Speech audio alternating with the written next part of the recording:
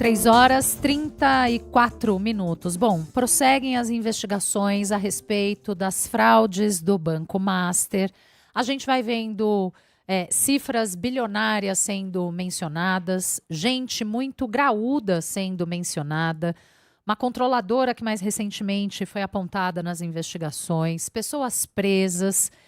E talvez os ouvintes se perguntem quais são os mecanismos que deveriam ter funcionado e não funcionaram e permitiram, portanto, que essa fraude fosse cometida.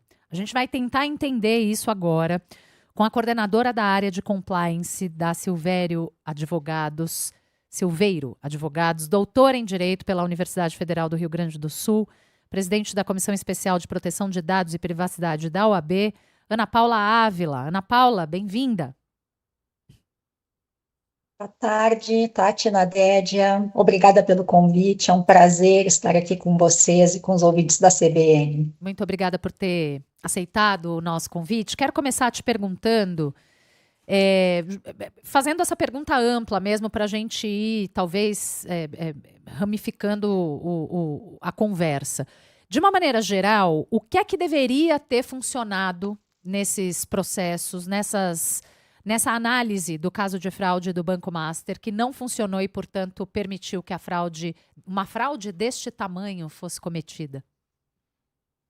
A gente pode pensar em diversos atores, né, como responsáveis por essas falhas. Vamos pensar do lado do investidor, né, já que a gente está falando de bilhões aqui, pensar do lado de quem realizou esses aportes de grande volume financeiro no Banco Master. E me preocupa muito, né, entre esses aportes, os aportes que vêm de fundos de pensão de servidores públicos, né, que são os agentes que têm o maior volume de recursos financeiros envolvidos, são esses fundos de pensão. Então, o que falhou nessas instâncias, né, nesses atores? Como é que o Master conseguiu captar tanto dinheiro e dar o calote em tanta gente?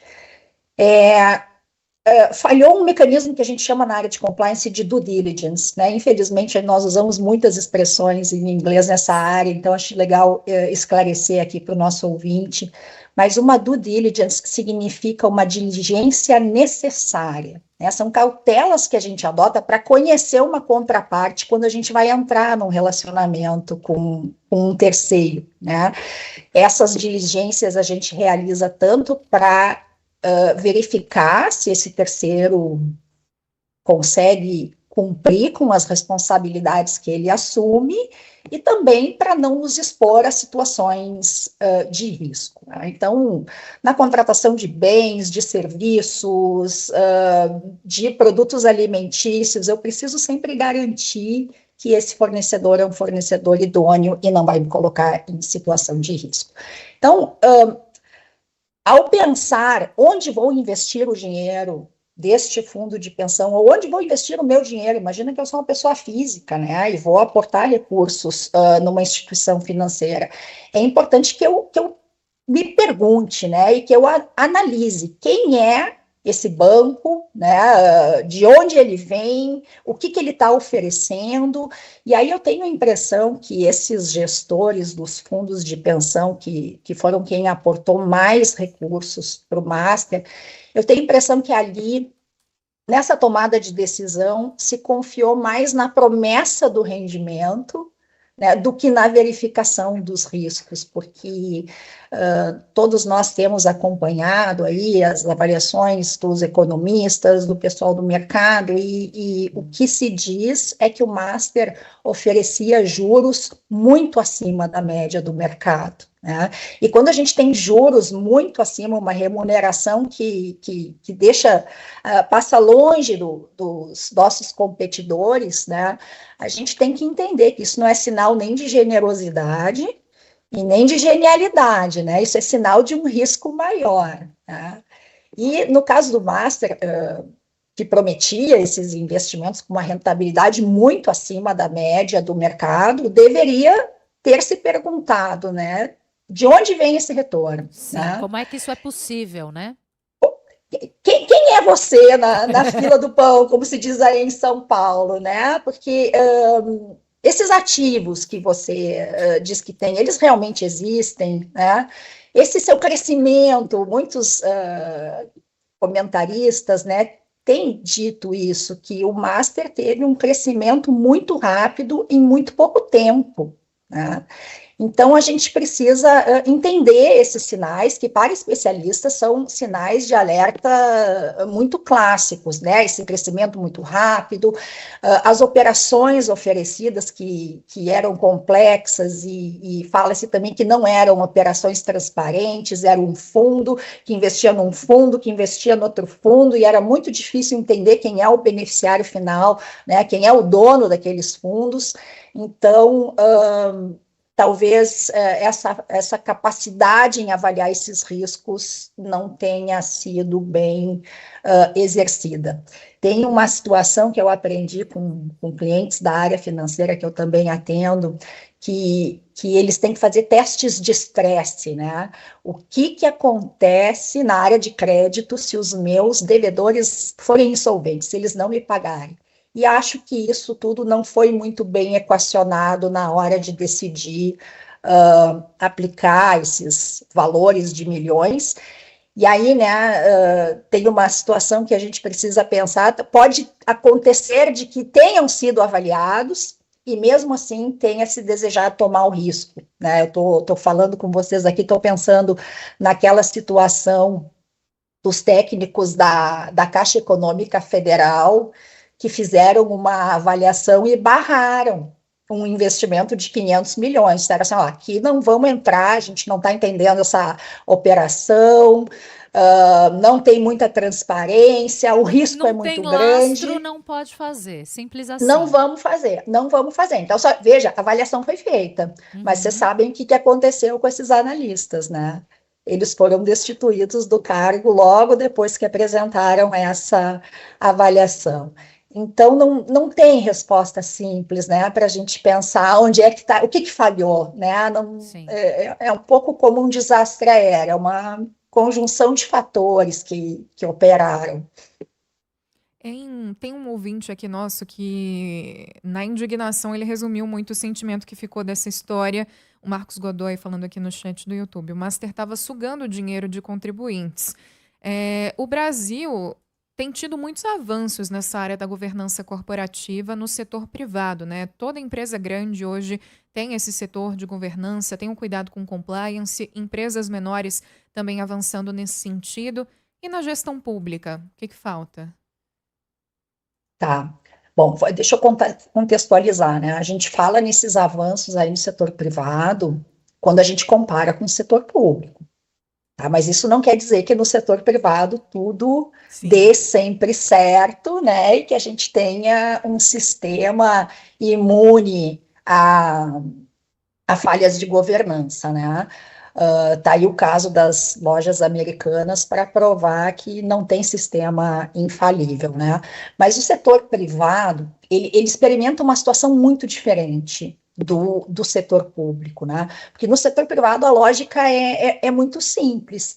Tomou a decisão errada, perdeu dinheiro, perde reputação e muitas vezes perde a posição, o cargo, nas situações menos graves perde o bônus, né? Mas aqui se faz e aqui se paga, né? No setor privado. Tem a cobrança dos acionistas, quem toma decisões equivocadas é substituído rapidamente, então as coisas se resolvem mais rápido. E na gestão pública isso é um pouco diferente, né? O prejuízo não recai sobre patrimônio próprio, né? O prejuízo recai sobre patrimônio do servidor, dos aposentados, do contribuinte, do público, né? Que acaba sendo ninguém, né? E um outro problema é que esses tomadores de decisões no poder público, eles raramente sofrem consequências pessoais e imediatas, né? A gente não tem, assim, um histórico muito bom de sancionar essas pessoas. Então, acho que aí tem uma questão de incentivos, né, que quando quem toma decisões não arca diretamente com o custo, né, das más decisões, o rigor da tomada de decisões diminui. E acho que a gente pode pensar também no problema da ingerência política, né? Que no setor público há uma ingerência maior de questões políticas, esse caso que eu acabei de comentar, dos analistas da Caixa Econômica Federal, né, que eram pessoas que, pelo seu desempenho, eles deveriam ser promovidos, eles acabaram sendo destituídos, né. Então, o setor público é mais vulnerável a esse tipo de ingerência do que o setor privado. Por quê? Porque nós não temos a exigência de prover cargos com base em indicações políticas no setor privado, né? Normalmente, quando um gestor é contratado no setor privado, ele é contratado com base na sua experiência de mercado, no seu histórico, na sua reputação, na sua capacidade técnica. E no setor público, é claro, a gente tem um contingente grande de servidores, que são os servidores concursados, efetivos, que têm estabilidade para exercer lá suas atribuições técnicas, mas nós também temos uma margem de cargos comissionados que no Brasil é superior a qualquer outro país do mundo, o número de cargos em comissão. E esses cargos, eles são providos com base em critérios político-partidários, né? Nem sempre obedecem ali os requisitos técnicos que seriam esperados para o exercício daquela posição. Então, isso a gente vê mais no poder público, né? No privado é o critério da eficiência. Eu vou manter essa pessoa na minha empresa enquanto ela mostrar resultado, né? Não foi isso que a gente viu nesse caso, né? Enfim. Que não foi o que a gente viu nesse caso. Exato, exatamente. Tem um ouvinte aqui, cadê? Dizendo, se não fosse um órgão público e um fundo garantidor, tava todo mundo num mato sem cachorro agora, hein, doutora? E é verdade, né?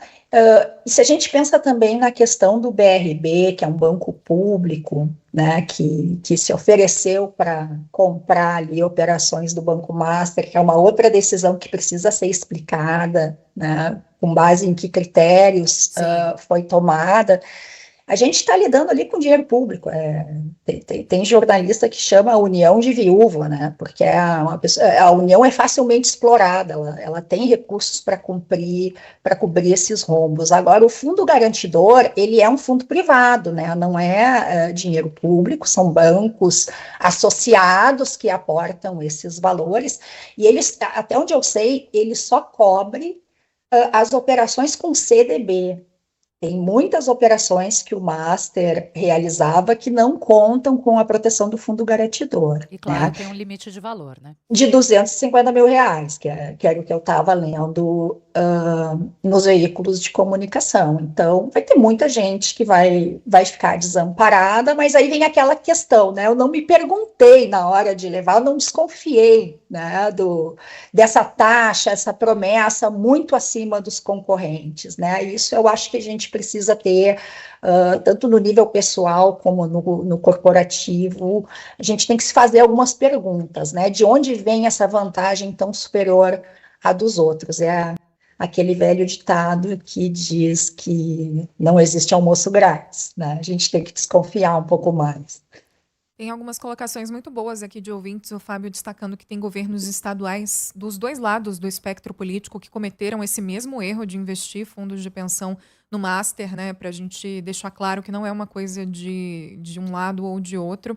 E o Marcos também falou aqui sobre o governo do Distrito Federal, que agora está em crise econômica, anunciando contingenciamento de recursos, pedindo ajuda para apertar o cinto, para cortar gastos, contenção de despesas, porque também, claro, não é a única causa, mas mandou dinheiro público para o Master e agora tem que resolver.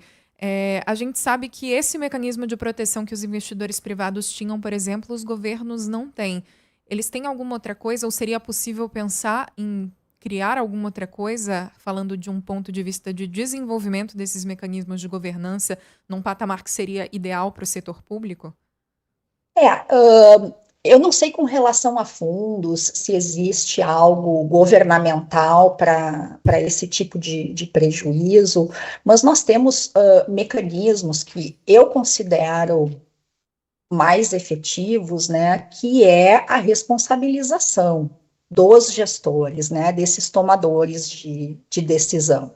Isso em relação às empresas privadas, em relação ao setor público, aos fundos de pensão, né, é uma regra básica de direito civil. Quem causa dano tem que indenizar. Né? Na questão dos fundos de pensão, a responsabilidade na lei que regula esses fundos, que é a Lei Complementar 109, ela é muito clara, né? Ela exige que os gestores sejam responsabilizados. Né? E o que isso significa? Nós vamos para cima da responsabilidade civil, que significa a responsabilidade pecuniária, né, desses gestores, para que vamos buscar medidas que através do aspecto patrimonial, possam satisfazer minimamente as pessoas que tenham sido prejudicadas. Né? E aí é que vem a questão do nosso histórico de responsabilização. Né? Nós não temos, assim, nós não somos um país exemplar na responsabilização de pessoas que causam esses danos, que são danos ao poder público. Né? O que acontece é que a gente acaba pagando a conta, e a gente não vê aí um governo empenhado em viver dentro das suas finanças, né? A gente vê cada vez mais um aumento de arrecadação para conseguir cobrir aí todos esses gastos, que às vezes são gastos com prejuízos que não deveriam ter sido ocorridos, né? Ana Paula Ávila é coordenadora da área de compliance da Silveiro Advogados, doutora em Direito pela Universidade Federal do Rio Grande do Sul e presidente da Comissão Especial de Proteção de Dados e Privacidade da OAB, conversando conosco hoje aqui no Estúdio CBN. Ana Paula, muitíssimo obrigada pelo seu tempo, por ter estado aqui conosco, nos ajudando a entender os mecanismos que falharam e que permitiram que essa fraude enorme acontecesse. Venha sempre ao Estúdio CBN. Boa tarde. Muito obrigada, boa tarde. Boa tarde.